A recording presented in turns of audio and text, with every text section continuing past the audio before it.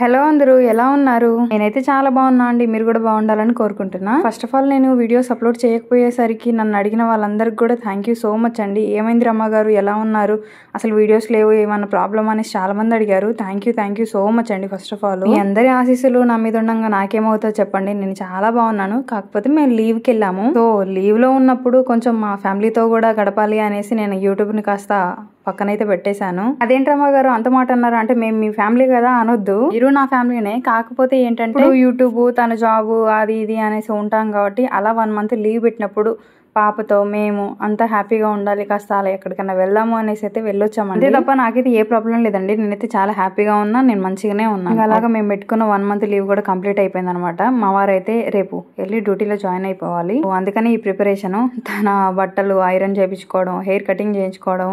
ఏంటి అంటే main thing, వీళ్ళు లీవ్ పెట్టారంటే చాలు గడ్డాలు జుట్టులు తెగ పెంచేస్తారు. సో అవన్నీ నీట్గా చేపించేసి మళ్ళీ డ్యూటీకి వెళ్ళాలి కదా, ఇంకా తప్పదు అన్నట్టు బాగా వెళ్ళి కటింగ్ అయితే చేయించుకొని వచ్చారు. దాని ప్రాసెసే ఇది. అయితే పీటీ డ్రెస్ మా వారిది. సో ఇది మామూలుగా వాళ్ళు కొన్నప్పుడు డబుల్ స్టిచ్చింగ్ అదంతా ఏం చేయించరు, అలా వేసి వాడుతూ ఉంటారు.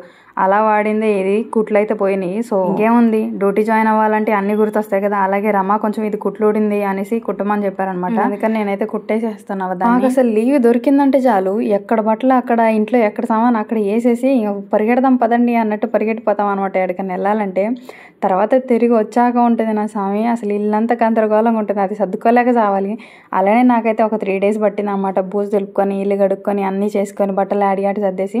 ఇంకా అక్కడైతే బ్యాగ్ అలానే ఉంది చూడండి, దాంట్లో బట్టలు ఉన్నాయి, ఇంకా మడతేసుకొని పెట్టాల్సినవి పైన ఉన్నాయి అనమాట. సో ఇంకా రేపు మా వారు డ్యూటీలో జాయిన్ అయిన తర్వాత నేను ఖాళీనే ఉంటానని నేను చూసుకుంటా ఉంటా కాబట్టి అప్పుడు చిన్నగా సర్దుకుందానని ఆ బ్యాగ్ అలానే పడేసాను. ఇంకా ఎన్నిసార్లు బ్రేక్ పడిద్దో ఏమో తెలియదు కానీ 37K ఉన్న నా యూట్యూబ్ ఛానల్ 37 నుంచి అసలు ముందుకు గడవనంటుంది.